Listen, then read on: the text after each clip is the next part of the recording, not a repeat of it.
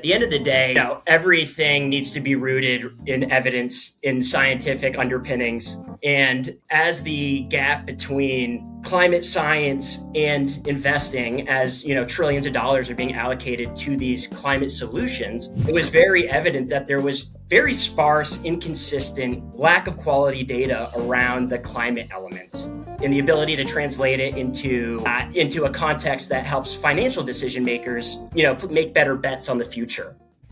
And hello, my friends, and welcome on board. My name is Derrick Fennell, and I'm your host on the Next Gen podcast. And you're right on time for takeoff, so take your seats, fasten your seatbelts, and sit back and enjoy the flight on the Next Gen podcast. Welcome on board. And ladies and gentlemen, welcome to Next Gen Podcast 1, the platform where business, impact, and forward-thinking strategy come together. I'm your host, Derrick Fennell, and before we dive in, I want to ask you to like, subscribe, and share this episode. Those actions really matter, and when you like and subscribe, it tells YouTube, Apple Podcasts, and Spotify that this conversation is valuable, so it reaches more founders, leaders, and change makers. And when you share, you help important ideas reach the people who need them most. And today's guest is someone working at the intersection of business, impact, and intentional decision making. Noah Miller is the founder of Rho Impact, where he helps organizations align strategy, measurements, and purpose so their work creates real measurable outcomes, not just good intentions. So Noah, welcome to Next Gen Podcast 1. How are you this morning? I'm doing great. Thank you so much for having me, Derrick. Excited to be here. Well, we're excited to have you here with us. And so Noah, we're going to start right at the very beginning here. So let's start with your journey. What drew you into impact-driven work and ultimately led you to create Rho Impact? Yeah, well, they say big problems draw problem solvers. So I suppose, I've always been interested and compelled by big problems that require big solutions. And as I got into, the business world, there was a clear recognition that big problems are big opportunities, and big opportunities are big commercial opportunities. Okay. Really it was not an intentional career route. It's really just following the internal compass. Luckily, we're in a time where there are a lot of big problems to solve. Luckily or unluckily, we got big problems to solve, and we need better solutions to address them. Okay. And what better than the business community to commercialize those solutions? Okay. Well, thank you for sharing that. Now, was there a moment when you realized that impact needed to be treated with the same vigor or rigor as revenue? I think there's not a single moment, Derrick, because it's something that I had always been a little skeptical of going through, schooling and going into the corporate world, was around the sophistication and credibility around these claims that companies were making around what they're doing, what are the implications for the industry in the future. And there was always squishy data and unsubstantiated, grandiose claims. So it seemed to me that it was, as folks were getting more and more into marketing around these claims and selling more product around these claims, that there was a responsibility to have better data and better substantiation for these long-term outcomes that companies were putting out there in the market. Okay. Yeah, so not a single moment, but just a sort of collection of consistent experiences that saw this was a major gap in the market and major risk, quite frankly, to the market. Okay. So now, how did your early experiences shape the way you approach strategy and measurement today? Yeah, well, I would say at the end of the day, everything needs to be rooted in evidence, in scientific underpinnings. And, as the gap between climate science and investing, as trillions of dollars are being allocated to these climate solutions, it was very evident that there was very sparse, inconsistent, lack of quality data around the climate elements, and the ability to translate it into a context that helps financial decision makers make better bets on the future. So it was a real recognition of huge data gaps, huge amounts of money being allocated, and the need to provide better data to essentially have a line of sight into how effective are these long-term investments we're making for the planet, for our returns, and for the local communities where we all live and operate. Hey, now for someone first hearing about you or first hearing about Rho Impact for the first time, how do you explain exactly what you do? So we take technical climate data and translate it and structure it in a way that financial decision makers can use when planning for the future. So technical climate data, structured and contextualized for financial decision making. In our view, this has been the major gap and the major challenge as world leaders, governments, corporations, financial service providers, the largest banks in the world are needing to plan for this 2050 future and really needing to have, quite frankly, the confidence to allocate the right capital to the right climate solutions. So that's what we're really solving for. Better data for better financial decision-making regarding climate. Okay. Now, who do you typically serve? Foundations, social enterprise, corporations, or mission-driven organizations?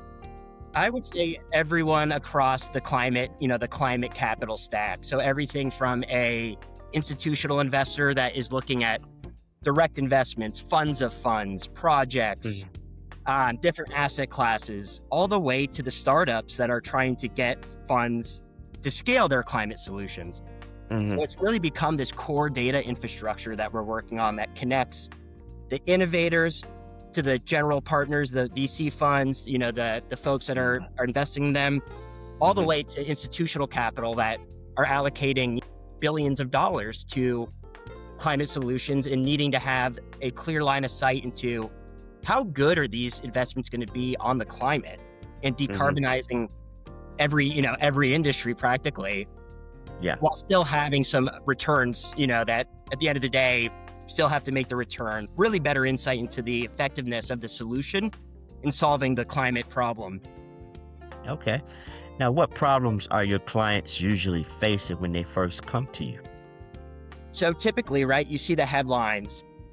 This got, 20 commitments from this major bank or investor.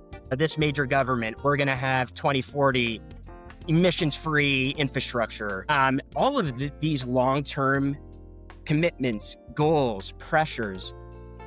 The major barrier to a lot of these have been a lack of quality data on how do we pick winners and losers when we don't understand the mess of data. How do we translate life cycle analysis stages to inform market opportunity and penetration?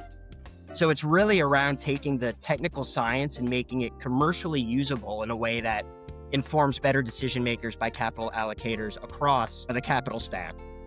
Okay. So now, why is measuring impact so challenging for organizations? There are a few. It's such a great question, Derrick, because that is, perhaps the name of the game.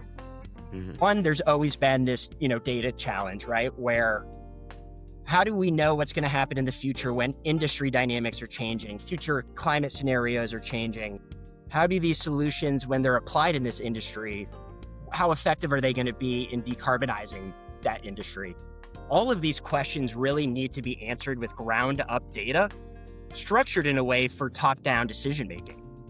So that's been a way that we've been able to really take real-world economic data, ground-up data from the innovators that are bringing these new solutions to market, and structuring it in a way that folks who are allocating billions of dollars across many different investments are able to have some way to compare how effective is this going to be in contributing to these net zero commitments we have, or the decarbonization goals of our municipality that we're allocating capital on behalf of. So it's really the data quality from the bottom up needed for these long-term macro decision-making on where to put our dollars and why, and having some line of sight into how good it's going to be in addressing the climate, both the emission levels and resilience that's going to be required as the world just gets more volatile as we head to 2050. Now, so what's the risk of doing this good work without clear metrics or strategy? Well, Derek, the biggest risk is we lose all of the funding and we lose all of the movement. I mean, the real risk is just trillions of dollars allocated to climate solutions that either don't work, are not scalable, or are based on essentially secondary data or no data. So it's kind of like we need to solve for this data question today in order to make the investments in the future that are going to enable us to maintain a working economy, geopolitical stability, all of these things that the experts out there have said the world will collapse by 2050 if we don't do this and get in front of this. Okay. So how does clarity in goals change how organizations allocate their time, money, and people? Yeah. Well, it's such a great question, Derek, where, another barrier on that note, and you mentioned people, is really just there is a recognition of a green skills gap in the market because all of these issues that used to be really peripheral to core business were really, in the environmental science wonks are really fundamental business issues today. We're going to be living in an economy with less natural resources, more dirty, just dirtier, hyper transparency and regulation. Everybody that is operating in the economy is going to have to account for these things as we move towards this dirtier, more scarce, hyper transparent future economy. Now, so how do leaders balance their mission with operational reality? Yeah, well, that's another great question, right? Because at the end of the day, it doesn't matter how good a forecast is for the future, it's execution today, right, to get there. And I would say back to the data quality and the green skills gap, bad data, and then, folks being tasked with interacting with that data that have never had to solve for these problems before. When you combine those two, we have a lot of wasted time, a lot of wasted resources, and just bad bets. So folks that have climate commitments and pressures, allocating capital to things that there isn't great confidence it's going to work and it's going to do, what we're intending it to do. So it really helps, I think, with the confidence and the consistency and clarity for decision makers that need to make major bets on where to allocate capital, especially public capital, with those kinds of accountability measures, and being able to demonstrate this is based on ground up data on how this will be in a future where we're going to have just more volatility and need better confidence in order to actually act. So it's really on that our long-term future depends on the decisions we make today, and we need better data for those decisions. Now, what leadership behaviors most influence long-term impact? Derek, I think right now, especially on the impact side, right, when we're living in a world with, real perhaps the greatest polarization, in history or in memorable times, that if this stuff is part of your commercial business, it's part of your strategy, you are going to be successful. If you are doing sustainability work, talking about the climate in a way that is purely a compliance, a risk management, a reputation management standpoint, you're essentially a tourist in the sustainability space as it relates to your business. You're going to be the first off the bus. You're a tourist, you're going to be off the bus when the weather gets bad. But if this is embedded in your corporate strategy, your company culture, the way you go to market and the way you see the market opportunity, it has to be fully embedded and integrated. And I think it's those companies, those leaders that are going to be the winners in the transition to a low carbon economy, because they see the writing on the wall and they know this stuff doesn't go back, the toothpaste doesn't go back in the tube as it relates to climate. It's only going to get worse. And that has to be part of the future of business. Okay. So how do you see the impact of AI with climate change? So it's both a huge, potential risk and opportunity, right? There's a real balancing act when, you have studies coming out saying AI is, going to gobble up all the energy and in turn generate way more emissions because of the AI energy demands. And then on the flip side, there's a lot of data that shows, and that is substantiated by our platform as well, around AI-enabled technologies actually being critical to decarbonizing industries and being able to account for all of the moving pieces needed to have a low carbon industry in the future. Mm-hmm. So long way to say, I think it's really going to depend. It's like whoever wields the tool. It can be with a hammer, you can build things or you could kill someone, right? It's a similar, I think, double-edged sword where folks that are deploying AI trained on good data are going to be, solving for these problems. AI on its own, without that good bottom-up data and that intent, I just see it, quite frankly, making it increasingly more complicated because of the amount of hallucinations and the amount of just, I'd say, not verified and very accurate outputs at times. So that's why, this work that we're doing is trying to provide the underlying data so that whether you're deploying it, directly using the data, or if you're training your own AI models on it, that essentially everything is being trained on the best possible data from the real economy, from real solutions being brought to market. Okay. So can you share an example where improved clarity and measurements led to significantly better outcomes? Yeah. So I would say, many of our clients find us because they have these, either externally placed upon them climate commitments and goals, or it's part of their thesis on seeing, there is a commercial opportunity in decarbonizing heavy industry. And whether we start working together on, this work happens on the front end in due diligence, or as they're supporting their portfolio companies and going to market and entering new markets, having better line of sight in how effective is this thing we're bringing to market going to be in this industry compared to this industry, has really just opened up market potential. And we've seen it in terms of clients of ours winning game-changing bids because they can connect the dots between their offering, the value and use, and this whole decarbonization climate contribution. So they're able to really demonstrate the commercial value and the climate value for buyers. And all of that comes from this data and interacting with these insights. Okay. So what kind of transformation do clients experience once they see their impact more clearly? Yeah, well, it's been pretty remarkable from a, use the word transformation from a company transformation standpoint where, I'm going to start with the softer areas because I do believe in it culturally. I mean, what an amazing cultural boost when you find out the products that you're working on are going to have a dramatic impact on society and the planet. I mean, talk about getting your team fired up. Secondarily, it enables folks to be able to do things like, if you're selling to enterprise buyers, you better have that climate data ready to demonstrate how you are a better and more sustainable version compared to a conventional offering on the market or another vendor. All the way to managers of funds that are competing for institutional capital and need to demonstrate you have these decarbonization goals and commitments.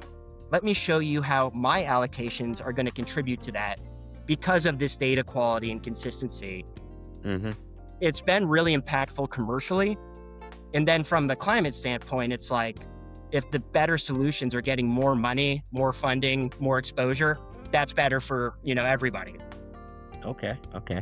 So does your organization work just locally, or are you a nationwide organization, worldwide? How do you operate? So we are a North American-based firm, completely remote. We have an international client base, so that's been really helpful in helping us to see the core sort of problem across these different segments, different geographies. And it keeps the opportunity we see is across the board, regardless of the type of, the type of financial service provider or the type of company. This information is becoming critical to any commercial transaction as these regulations around transitioning to a low carbon economy go into effect. So it's sort of like, you may not be concerned about climate, but if you're concerned about getting big capital and big customers, you better have your climate data in story airtight. And that's how our data also supports, folks that are needing to do all those activities without being, a environmental scientist or technical expert. Okay. So now how do you help organizations stay aligned as they grow? So the role that we play on that is really, I would say, around being the data infrastructure as they grow, in terms of being able to, as they enter new markets, providing the infrastructure for them to demonstrate what the commercial opportunity and climate opportunities are in different markets, different industries. And it's that kind of commercial intelligence that we see as vital to, at the end of the day, these trillions of dollars going to climate investments. All of that information is required to make these, big decision makers feel confident in that they can act, and that they can act with clarity and confidence and consistency across all these different decisions that they need to make. Okay. So now one thing we talk about here often at Creative Minds AI is that most organizations don't struggle because they lack effort. They struggle because they lack clarity. Now, how does clarity show up as a prerequisite for the kind of impact work Rho Impact does? Yeah, so I'd say at the end of the day, there's sort of two responses to that clarity question. One is, that is exactly what we are trying to provide with our data and software tooling, is clarity on the future around these big decisions that need to be made today. And from what kind of clarity does it provide, or what kind of clarity is needed coming into this, is the clarity of recognizing that climate you cannot parse apart climate from the future economy, because everything we do will be influenced by a dirtier, scarcer, rules-based way that has not been in the economy at this point in history, where to enter even certain markets, you better have detailed information on all of the emissions associated with bringing those products to market, embodied emissions. You can't even enter markets without having that info handy. So it's just becoming part of, COGS, right? Where doing business in the future is going to require better climate data on your business.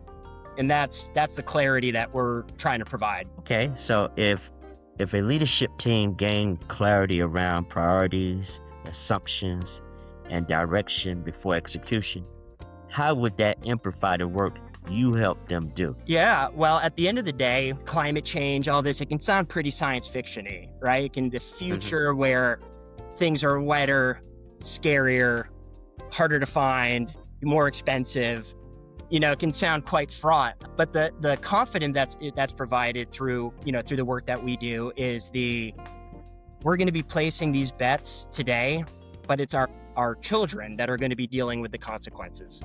It's going to be the next board of directors dealing with the consequences. Now there's line of sight and clarity around the long-term implications as the world changes, that based on the decisions being made today. So point being, better long-term decision-making, more of the right decisions being made because of better front-end data and clarity on those assumptions, inputs, everything you just mentioned. Okay. Now, for organizations listening who want to improve their impact and strategy, what's the best way to engage with Rho Impact? Yeah, well, first I would say go check out our tool, www.koi.eco. Sign up and you'll be able to see what I'm alluding to around better climate data for long-term financial decision-making, whether you are a municipal, planning director, or a retail investor thinking about the world you're going to provide to your grandchildren, and how your investments today can make a more commercially, a more climate viable future with some commercial returns. So I would say koi.eco, check out our website, rhoimpact.com, and always would love to speak to anybody interested at the intersection of climate and finance. Okay. So now what makes your approach different from traditional consulting or reporting frameworks? Great question. Well, one I would say is the reporting space. It's easier to report, right, when you're doing the things and it's just talking about what you've already done. It's harder to report and reframe minimal action and outcomes. And I think that is critical difference is if you're chasing reporting, you're trying to put out some metrics based on what, GRI, SASB, TCFD, IFRS, whatever. Mm-hmm. But if you want to make better decisions that are multi-year decisions, multi-dimensional decisions, and have significant implications for your business and for the world, that's where our data comes in, where it's really around informing front-end decision-making versus trying to retroactively substantiate that we did a good job on something by having a better report. So, yeah, really on better decisions, not better communications. Okay. So Noah, if you could leave our listeners with one principle about impact, clarity, or leadership that you believe truly matters, what would it be?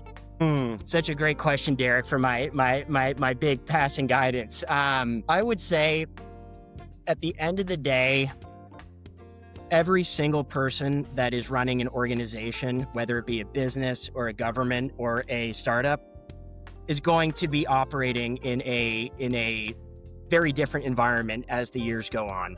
The time to prepare is today. If you are someone that believes in science, believes in numbers, then it's time to start believing in this climate data so that these decisions can be made today before it's too late. I mean, and that's the kind of the brass tacks bottom line is we don't have much time.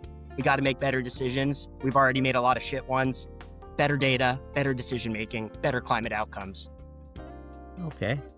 Well, Noah, I just want to say thank you for the work you're doing and for sharing how strategy, clarity, and measurements can transform and impact. And to everyone listening, if this conversation added value, please like, subscribe, and share the episode. Those small actions help conversations like this reach more leaders and organizations who want to do meaningful work. Well, you can learn more about Noah's work and Rho Impact at rhoimpact.com, RHO Impact, IMPACT.com. And if you're a leader seeking clarity, and before your next strategic move, we explore what the foundation thought the clarity system at creativemindsapp.com, where clarity comes before execution. I'm Derrick Fennell, and this is Next Gen Podcast 1. And until the next time, lead with intention, measure with what matters, and build with clarity. And Noah, you got anything you want to add here at the end? Yeah. Derrick, thank you for having me. And then at the end of the day, you play how you practice. We got to practice better. So let's get some reps in together. Anyone who is in this space and wants to connect, please reach out. Thank you for having me, Derrick. And thank you for joining us, Noah. And to our listeners, thank you. And please, again, like, share, subscribe. It's important. And that's how we get this message out to the leaders around the world. Thank you and have a good day.